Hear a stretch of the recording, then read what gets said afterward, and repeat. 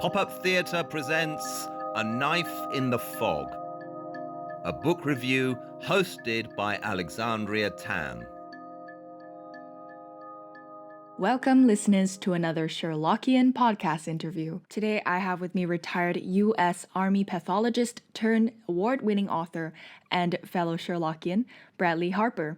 His debut novel, A Knife in the Fog, features a young Dr. Conan Doyle on the trail of Jack the Ripper, aided by Professor Joseph Bell, Doyle's inspiration for Sherlock Holmes, and female author and suffragette Margaret Harkness. This novel has received a string of accolades, including the Silver Falchion Award at Killer Nashville for Best Mystery of the Year, while its audio narrated version won AudioFile Magazine's Earphone Award in 2019. This book is currently being pitched in Hollywood for a possible TV series. Book 2 in his series, Queen's Gambit, pits Miss Harkness against an anarchist assassin who has both Margaret and Queen Victoria in his sight. That won the 2020 Silver Falchion Award as Best Suspense and again as Book of the Year. Welcome to the show, Bradley. Thank you very much, Alexandria. It's a real pleasure to speak with you today. So that's a lot for someone who only picked up the pen at 63. Well, thank you. So what made you suddenly begin writing? So I decided I wanted something to do. I needed a reason to get out of bed in the morning. You know, after being driven by the military for all that time, I was a creature of habit. You know, I still wake up fairly early in the morning, and so I need some purpose. But I didn't want to sit in an office and answer emails or move pieces of paper from the inbox to the outbox. And then for Christmas, a year after I retired, my younger daughter gave me a book by the author Mary Roach. Mary Roach writes a lot of, she's a nonfiction writer. The book I got was Packing for Mars. It was very well written. I wrote her a fan mail and said, "Oh, this was really great." And I mentioned I was a retired pathologist, and I found the medical aspects to be very well described in her book. Well, to my surprise, she wrote me back and said, "Wow, thank you for your kind email." And she said, "I'm scratching my head about what my next book should be about. Do you have any suggestions?" Well, long story short, for a while there, I was the head of the human research program for the Army. I knew a lot of people in the research community, not just in the Army, but throughout the Department of Defense. So I said, "Well, we do a lot of human research in the Army. You might find that interesting."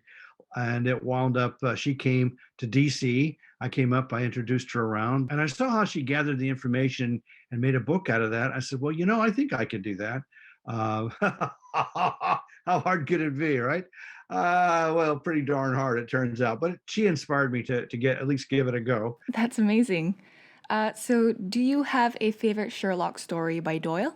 Oh, definitely. A Scandal in Bohemia, and strictly because of the character of Irene Adler. In my first book, I have the character Margaret Harkness. She was a real person. She was an author and a suffragette. So I base the character of Margaret very much on Irene Adler, but I make a hint at the end of my book that Margaret was the inspiration for Irene.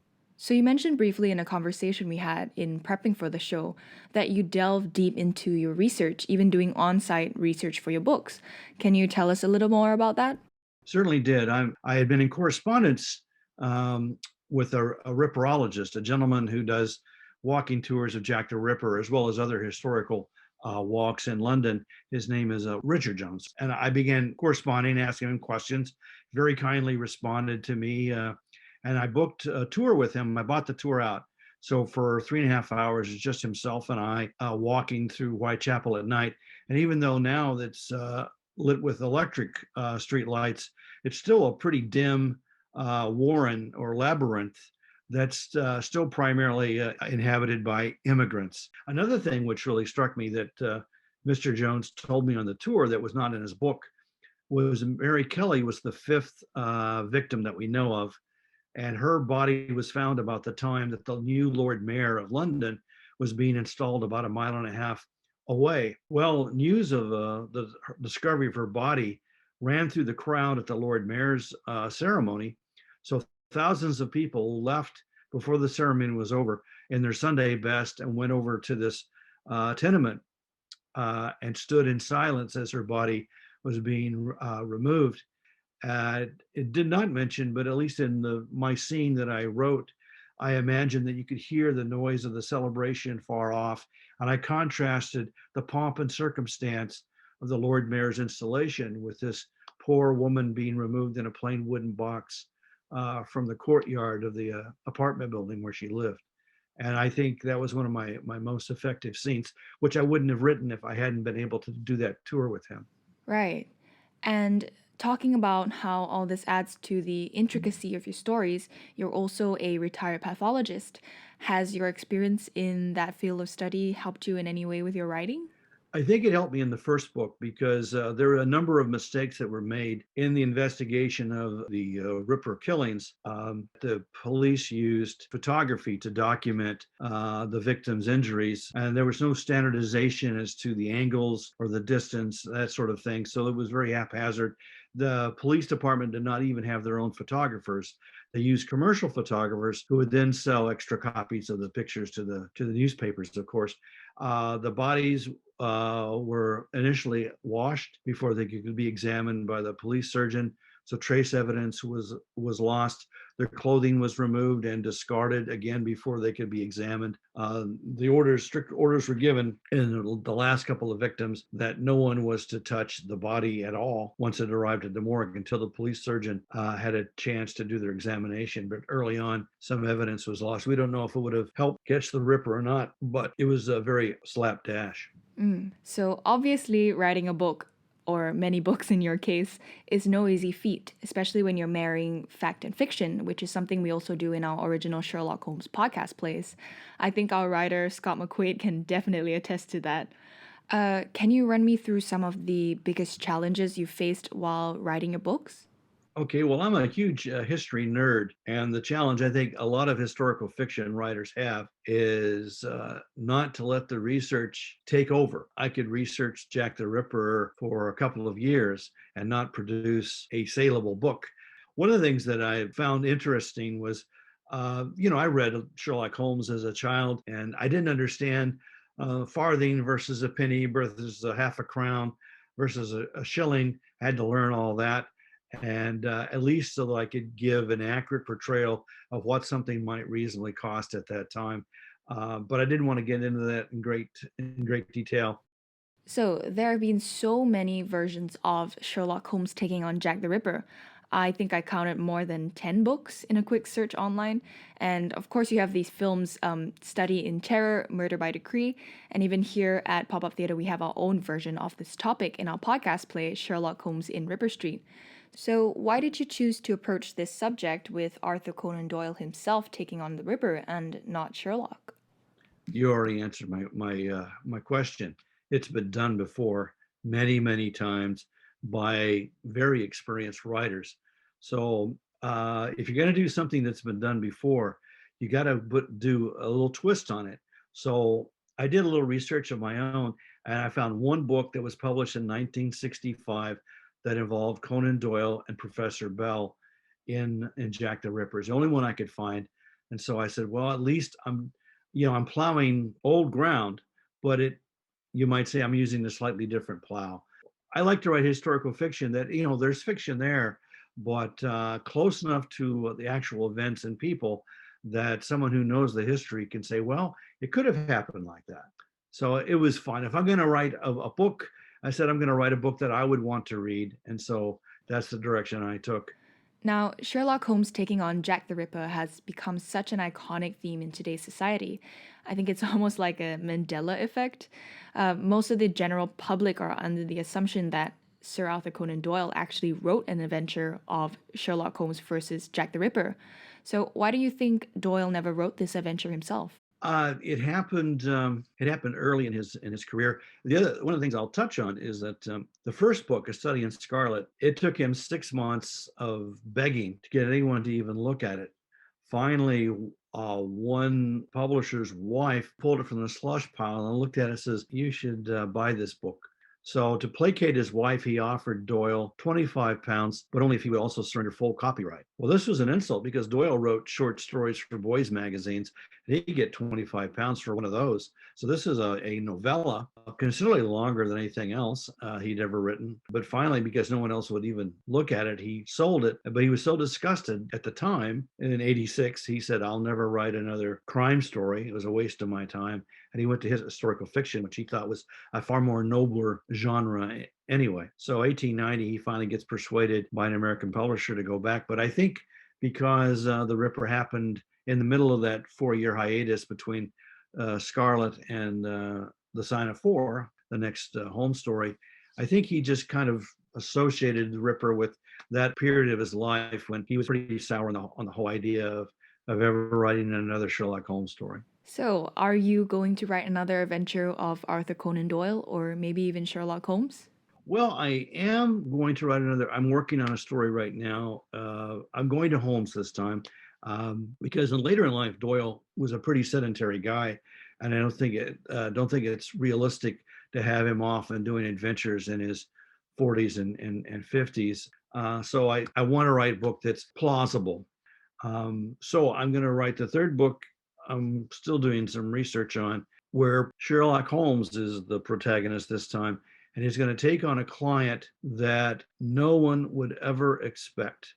His client is going to be Professor Moriarty. They declare a brief truce, if you will, because there's an episode or something that involves something they have a mutual interest in. And I don't know if I want to tell you anything more about it right now or not, but I'll give you a hint. The working title is The Case of the Purloined Contralto. Mm-hmm. Right, folks? That's a little sneak peek from Bradley himself. That's something to look forward to then. So, one thing I find absolutely inspiring is how, after having an entire career in pathology, you started writing at 63 and have had two successful books already. And now you've been accepted into a master's program in creative writing at Napier University. What's the end goal for you if you have one? Well, I would love to see the first book put on the screen.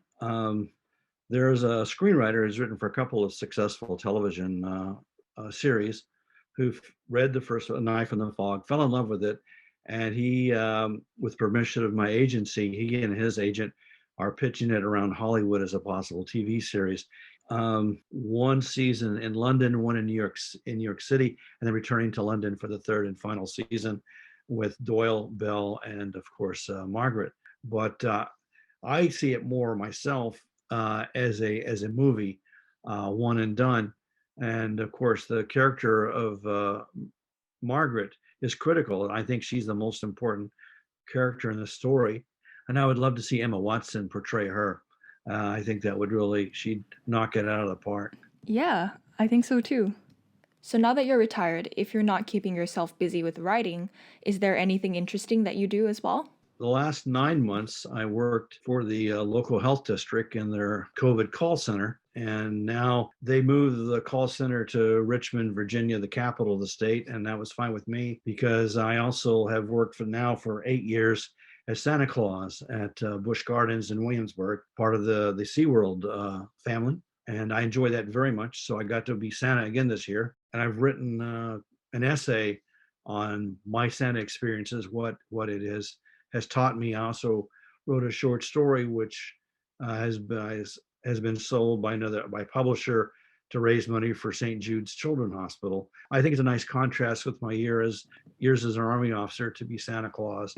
Yeah, and who would have known that Santa would be into Sherlock and Jack the Ripper of all things? So I'm just listening to you talk about your life and all the things that you've done and all you're going on to do. And I'm pretty sure in this podcast you've barely scraped the surface. And it seems like you've had quite a few adventures yourself. Would you ever consider writing a book about yourself? I don't know, maybe as a character or even an autobiography? Ah, you know, probably not. I put pieces of me in everything that I write, obviously, but if I ever were to write that, it would be for my children and my grandson to understand my life's journey. But I'd rather put pieces of me in works of fiction rather than say, "Hey, look at me, look what I've done." Um, Yeah, that's not me. I have a very healthy ego, but hopefully it's not that healthy. Right. So before we wrap up, I'd just like to ask, are there any pearls of wisdom you would like to share with aspiring writers or even maybe struggling writers? Definitely. Yeah, there's a word in Spanish called la miga, M-I-G-A, miga. And in Galicia, miga is the very center part of a piece of bread. It's the softest, the sweetest, the most tender. And they use miga to convey what is the essence. So I say, when you're writing a scene, what's the essence of the scene? What changes? What is the status of your characters at the beginning of the scene, and how has it changed at the end? And if you don't understand that, then cut it. It doesn't, if it doesn't add to the story, then that scene needs to go. It's not contributing to your story. That's great advice. Thank you for that. I think it can be applied to a lot of things outside of writing as well, which is interesting. So that brings us to the end of this episode. Thank you so much for chatting with us, Bradley. Oh, you're very welcome, Alexandria. It was really a pleasure. The time flew by, and you obviously, I put a lot of thought into these questions. So you made this old man work this morning with on only one cup of coffee. I hope you get your second cup of coffee. You've definitely earned it. All right, folks, I hope you enjoyed today's episode and all that Bradley shared with us today. Please make sure you check out his work and keep updated on his future book releases and more through his website, bharperauthor.com. You can order his books A Knife in the Fog and Queen's Gambit there as well. Bradley also gives a talk on Sherlock Holmes as science fiction, which is now available on YouTube via the Williamsburg Regional Library. You can find all of those links in our show notes or in the description below if you're on YouTube. Thanks again, Bradley, and we're looking forward to reading your next book. So remember, you can listen to our original Sherlock Holmes podcast series on all major streaming platforms, including Spotify, Apple Podcasts, Anchor.fm, and YouTube. Also, remember to check out our YouTube channel where you can watch our past live shows and virtual theater events for free. To stay updated, you can follow us on Instagram at popup_theater. And for more original theater works, podcasts, trailers, casting calls, and more, please subscribe to our YouTube channel. This is your host, Alexandria Tan. I'll see you in the next one.